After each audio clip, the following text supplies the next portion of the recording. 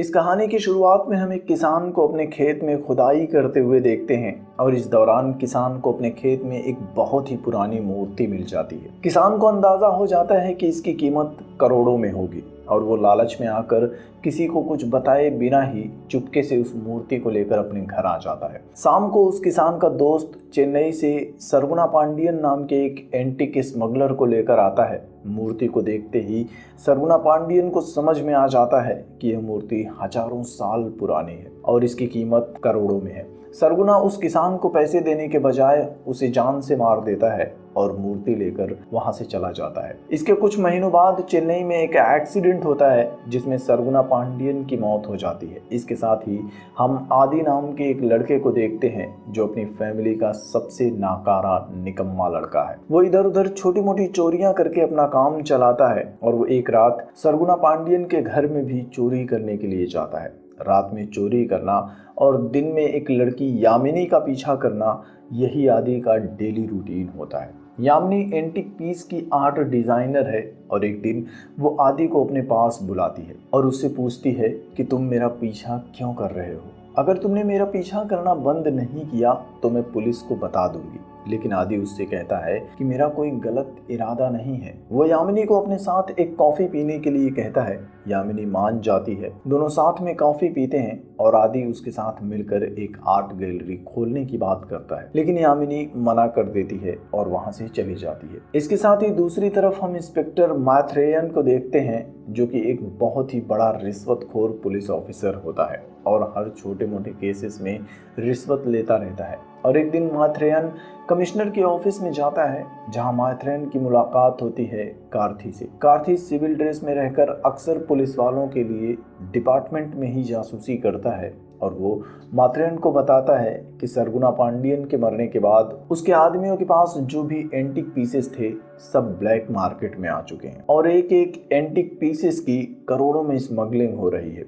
इसी को रोकने के लिए आईजी बद्री को अपॉइंट किया गया है और मैं उनके लिए ही जासूसी कर रहा हूँ, क्योंकि उनका मानना है कि पुलिस डिपार्टमेंट में भी कई सारे ऐसे लोग हैं जो इस स्मगलिंग में सरगुना पांडियन के लोगों का साथ दे रहे हैं। तभी कमिश्नर ऑफिस में शंकर लिंगम नाम का एक बूढ़ा आदमी भी आता है, जिसे देखने के बाद मैथ्रेयन कार्थी को बताता है कि 15 साल पहले यह आदमी मेरे पास अपनी जमीन का केस लेकर आया था। किसी ने फर्जी पट्टा करवाकर इसकी जमीन पर कब्जा कर लिया है। मैंने आउट ऑफ कोर्ट सेटल करने की कोशिश की थी, लेकिन इसने कोर्ट में केस कर दिया और आज भी भुगत रहा है। दूसरी तरफ हम आदि को देखते हैं जो कि हॉस्पिटल में आता है। उसकी बहन की तबीयत बहुत खराब होती है और डॉक्टर का कहना है कि ऑपरेशन के लिए 50 लाख रुपए लगेंगे। कमरे के अंदर आदि के पापा और उसके अंकल आदि के बारे में ही बात कर रहे होते हैं कि आदि नाकारा है, निकम्मा है, कोई जिम्मेदारी नहीं समझता। लेकिन बाहर खड़ा आदि उनकी बातें सुन रहा होता है और अब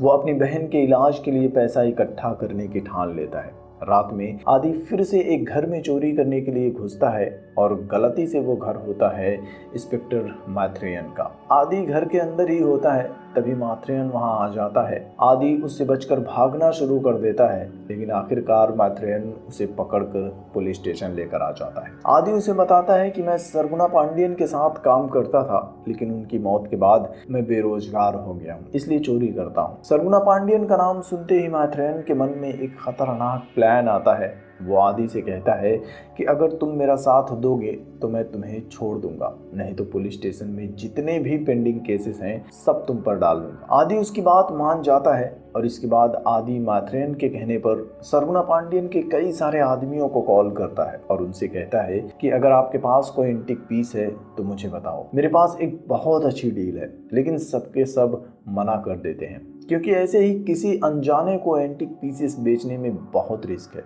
लेकिन शाम में आदि को सरगुना पांडियन के एक आदमी बालू का कॉल आता है। वो आदि से कहता है कि मेरे पास एक मूर्ति है जिसे मैं बेचना चाहता हूँ। वो आदि को टाइम और जगह सब कुछ बता देता है, जिसके बाद आदि और मैथ्रेयन दोनों बालू के साथ डील करने के लिए जंगल में जाते हैं। बालू उन्हें वही मूर्ति दिखाता है जो उस किसान के खेत में मिली थी। वो लोग डील को लेकर नेगोशिएट कर रहे होते हैं, तभी बालू का एक आदमी मैथ्रेयन की गन देख लेता है। मैथ्रेयन कहता है कि मैं जब भी कहीं बाहर जाता हूँ तो सेफ्टी के लिए गन अपने साथ रख लेता हूँ। लेकिन बालू उससे कहता है कि इस तरह की डील में गन लेकर नहीं आना चाहिए था। इसके बाद बालू के आदमियों के साथ उन दोनों की फाइट शुरू हो जाती है।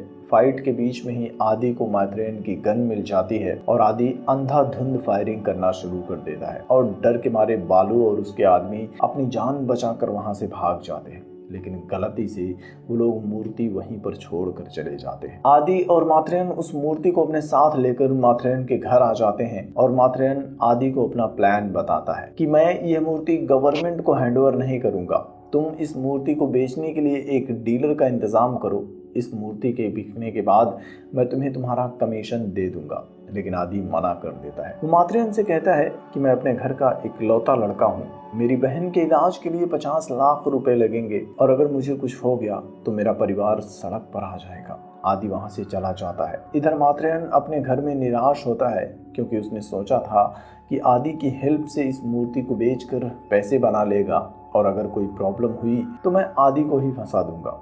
लेकिन अब आदि मना करके वहां से जा चुका था। लेकिन तभी आदि उसके घर वापस आ जाता है और उसे कहता है कि मैं आपका साथ देने के लिए तैयार हूँ, लेकिन मुझे 50% शेयर चाहिए। मात्रेयन मान जाता है, जिसके बाद आदि उससे कहता है कि इसका रेट तय करने से पहले इसके बारे में जानना होगा, जैसे कि ये मूर्ति किसकी है, कितनी पुरानी है, सब कुछ। और इसके लिए हमें किसी एक्सपर्ट से बात करनी होगी। आदि अपने फ़ोन में मूर्ति के कुछ फोटोज खींचता है जिसमें मात्रेयन भी मूर्ति को अपने हाथों में लेकर खड़ा होता है। अगले दिन मात्रेयन आदि को लेकर यामिनी के घर जाता है। दरअसल यामिनी मात्रेयन की साली है और यामिनी की बहन यानी कि मात्रेयन की बीवी उसकी हरकतों से तंग आकर अपनी बेटी के साथ उसके घर से चली आई और अब डिवोर्स के लिए भी अप्लाई कर चुकी है। खैर, मात्रेयन यामिनी से मूर्ति के बारे में जानकारी हासिल करने के लिए हेल्प मांगता है और उसे झूठ बोलता है कि यह मूर्ति हमें एक गाड़ी की चेकिंग के दौरान मिली है और कोर्ट में सबमिट करने से पहले इसके बारे में जानकारी हासिल करनी है। यामिनी उस मूर्ति की जांच करने के बाद बताती है कि यह मूर्ति लगभग 1000 साल पुरानी चोला डायनेस्टी की है। यह सुनकर आदि और मात्रेयन दोनों बहुत खुश हो जाते हैं और आदि उससे बताता है कि अगर ये 1000 साल पुरानी है तो हमें इसके लिए 50 से 60 करोड़ रुपए आसानी से मिल जाएंगे। इसके बाद आदि मात्रेयन से कहता है कि वरुण राव नाम का एक डीलर जो कि सरगुना पांडियन के साथ मूर्तियों की स्मगलिंग करता था, मुझे पता चला है कि इस वक्त वो चेन्नई में है। और अगले ही दिन वो दोनों वरुण राव से मिलने के लिए चले जाते हैं। वरुण राव एक आर्ट गैलरी में होता है। मात्रेयन उसके पास जाता है और उससे मूर्ति के बारे में बात करने लगता है। वरुण राव पहले तो मात्रेयन पर बहुत गुस्सा होता है और उसे कहता है कि मैं स्मगलिंग का काम नहीं करता। वो मात्रेयन को पुलिस से भी पकड़वाने की धमकी देता है। लेकिन जब आदि उसे मूर्ति की फोटो दिखाता है तो वरुण राव भी हैरान हो जाता है और आखिर में वो डील करने के लिए तैयार भी हो जाता है और उन दोनों को अगले दिन मूर्ति को अपने साथ लेकर अपने अड्डे पर आने के लिए कहता है। अगले दिन करीब से मूर्ति की जांच करने के बाद वरुण राव उनके साथ रेट को लेकर नेगोशिएट करना शुरू कर देता है। वो मात्रेयन से कहता है कि मैं इस मूर्ति के लिए 10 लाख ही दे सकता हूँ। थोड़ी देर तक उनकी नेगोशिएशन चलती रहती है और आखिर में वरुण राव 10 करोड़ देने के लिए तैयार हो जाता है, लेकिन मात्रेयन नहीं मानता। वो कहता है कि हमें 20 करोड़ चाहिए, नहीं तो हम किसी और डीलर को देख लेंगे। वरुण के अड्डे पर से मूर्ति लेकर ये दोनों वहां से जाने लगते हैं, लेकिन रास्ते में ही बालू और उसके आदमी मूर्ति के लिए इन दोनों पर हमला कर देते हैं। एक तरफ ये लोग लड़ रहे होते हैं और तभी मूर्ति वाला बैग एक रोड रोलर के नीचे आ जाता है और मूर्ति टूट जाती है। टूटी हुई मूर्ति देखने के बाद बालू वहां से चला जाता है और कहता है कि अब ये मूर्ति मेरे किसी काम की नहीं है। तभी आदि को वरुण राव का कॉल आता है। वो आदि के साथ 12 करोड़ में डील फाइनल करने के लिए कहता है। आदि मान जाता है, लेकिन अब उनके सामने प्रॉब्लम ये थी कि मूर्ति टूट चुकी थी। आदि मात्रेयन से कहता है कि जब तक हमें पैसे नहीं मिल जाते प्रॉब्लम सिर्फ तब तक की है और वो मूर्ति की एक कॉपी बनाकर वरुण राव को बेवकूफ़ बनाने का प्लान करते हैं। दूसरी तरफ हम देखते हैं कि वरुण राव भी कोई मामूली स्मगलर नहीं है। वो एक आदमी के पास एक एंटिक नटराजन की मूर्ति देखने और खरीदने के लिए जाता है, लेकिन पैसे देने के बजाय उसे जान से मारकर मूर्ति ले लेता है। उनको बेवकूफ़ बनाना इतना आसान नहीं था, लेकिन अपने प्लान को कामयाब बनाने के लिए आदि मात्रेयन को लेकर धरनी नाम के एक लड़के के पास जाता है। धरनी एंटिक पीसेस का डुप्लीकेट डुप्लीकेट बनाने में एक्सपर्ट था। आदि उससे मूर्ति को डुप्लीकेट बनाने के लिए कहता है, लेकिन धरनी कहता है कि इस काम के लिए मैं कम से कम 25 लाख रुपए लूंगा। इन दोनों के पास उतने पैसे नहीं होते तो धरनी उनका काम करने से मना कर देता है।